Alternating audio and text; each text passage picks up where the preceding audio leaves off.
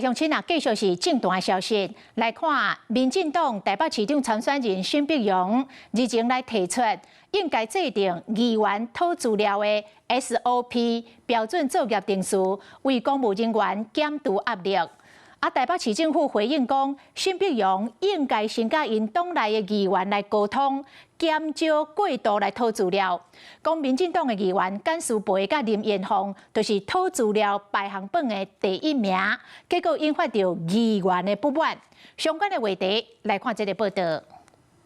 台北市議會從來的立場，對於議員的所知只有捍衛，市府本來就應該基於職責來全力協助議員的所知。台北市議會臨時大會議長戴錫欽挺大家要求提供資料的權利，就是因為民進黨台北市長參選人沈伯洋進行提出制定提資料的標準作業流程，才會當減輕基層的公務人員的負擔。台北市政府回應講，應該先要求民進黨議員唔通提傷濟資料，更加點名講。擺明頭一個議員，不是簡舒培，就是林彥宏。借由打擊議員所知的方式來護航自己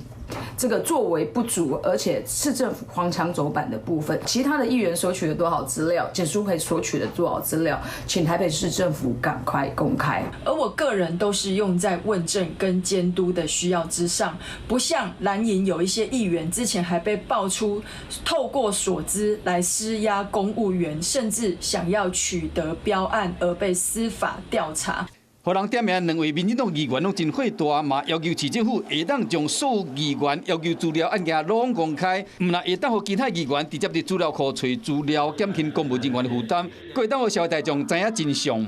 當我們在提這個最佳化流程的時候呢，北市府就故意講說啊，是不是要少監督？那我覺得這絕對是一個很差勁的回應方式。整個台北市政府現在看起來比較像是競選總部。對於短時間甚至當天就要求我們同仁要完整提供跟回復大量的所知，甚至是報復性的所知，這樣會傷害我們基層的公務人員。